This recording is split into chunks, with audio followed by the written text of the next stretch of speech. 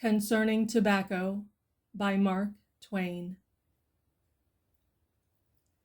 As concerns tobacco, there are many superstitions, and the chiefest is this, that there is a standard governing the matter, whereas there is nothing of the kind. Each man's own preference is the only standard for him, the only one which he can accept, the only one which can command him. A congress of all the tobacco lovers in the world could not elect a standard which would be binding upon you or me, or would even much influence us. The next superstition is that a man has a standard of his own. He hasn't. He thinks he has, but he hasn't. He thinks he can tell what he regards as a good cigar from what he regards as a bad one. But he can't. He goes by the brand, yet imagines he goes by the flavor. One may palm off the worst counterfeit upon him. If it bears his brand, he will smoke it contentedly and never suspect. Children of 25, who have seen 7 years of experience, try to tell me what is a good cigar and what isn't. Me, who never learned to smoke, but always smoked. Me, who came into the world asking for a light. No one can tell me what is a good cigar for me. I am the only judge. People who claim to know say that I smoke the worst cigars in the world. They bring their own cigars when they come to my house.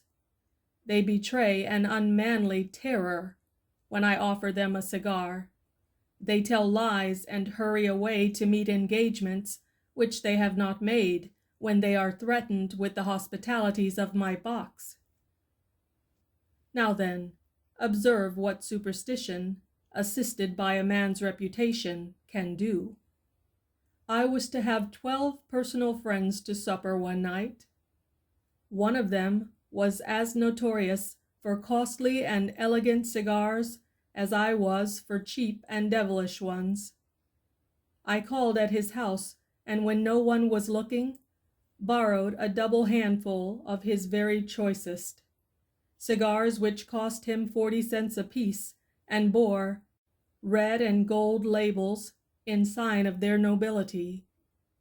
I removed the labels and put the cigars into a box with my favorite brand on it, a brand which those people all knew, and which cowed them as men are cowed by an epidemic.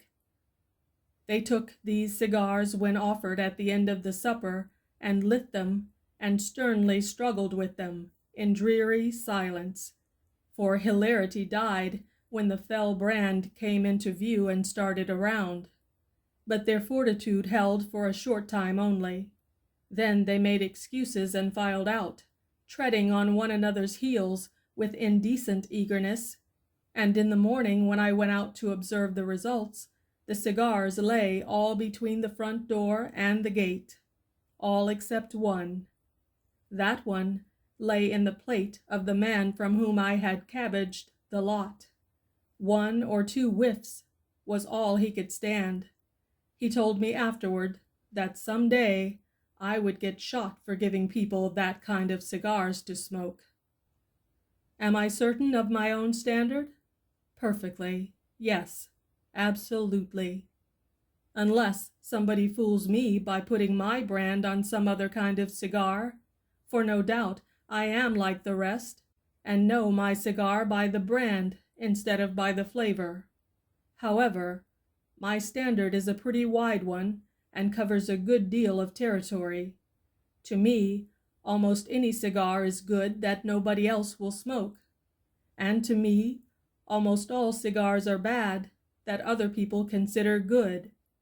Nearly any cigar will do me, except a Havana.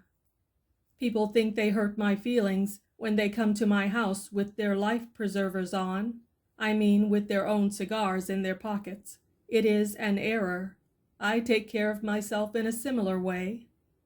When I go into danger, that is, into rich people's houses, where, in the nature of things, They will have high-tariff cigars, red and gilt-girded, and nested in a rosewood box, along with a damp sponge, cigars which develop a dismal black ash, and burn down the side and smell, and will grow hot to the fingers, and will go on growing hotter and hotter, and go on smelling more and more infamously and unendurably, the deeper the fire tunnels down inside below the thimbleful of honest tobacco that is in the front end, the furnisher of it praising it all the time, and telling you how much the deadly thing cost.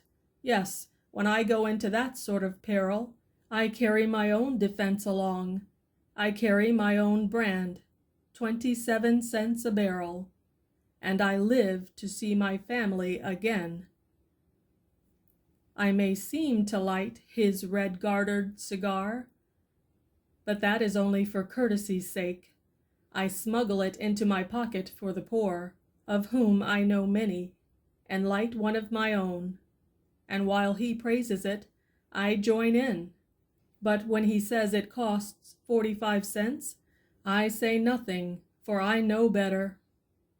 However, to say true, my tastes are so catholic that I have never seen any cigars that I really could not smoke, except those that cost $1 apiece. I have examined those, and know that they are made of dog hair, and not good dog hair at that. I have a thoroughly satisfactory time in Europe, for all over the continent one finds cigars which not even the most hardened newsboys in New York would smoke. I brought cigars with me the last time. I will not do that any more. In Italy, as in France, the government is the only cigar peddler. Italy has 3 or 4 domestic brands, the Minghetti, the Trabuco, the Virginia, and a very coarse one, which is a modification of the Virginia. The Minghettis are large and comely, and cost $3.60 a hundred. I can smoke 107 days, and enjoy every one of them. The Trabucos suit me too. I don't remember the price, but one has to learn to like the Virginia. Nobody is born friendly to it. It looks like a rat-tail file, but smokes better, some think. It has a straw through it. You pull this out, and it leaves a flue. Otherwise there would be no draught, not even as much as there is to a nail. Some prefer a nail at first. However, I like all the French, Swiss, German, and Italian domestic cigars, and have never cared to inquire what they are made of, and nobody would know anyhow, perhaps. There is even a brand of European smoking tobacco that I like. It is a brand used by the Italian peasants. It is loose and dry and black, and looks like tea grounds. When the fire is applied, it expands and climbs up and towers above the pipe, and presently tumbles off inside one's vest. The tobacco itself is cheap, but it raises the insurance. It is as I remarked in the beginning. The taste for tobacco is a matter of superstition.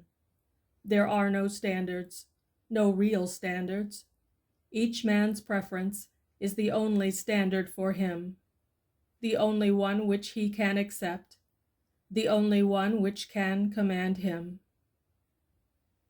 End of Concerning Tobacco by Mark Twain.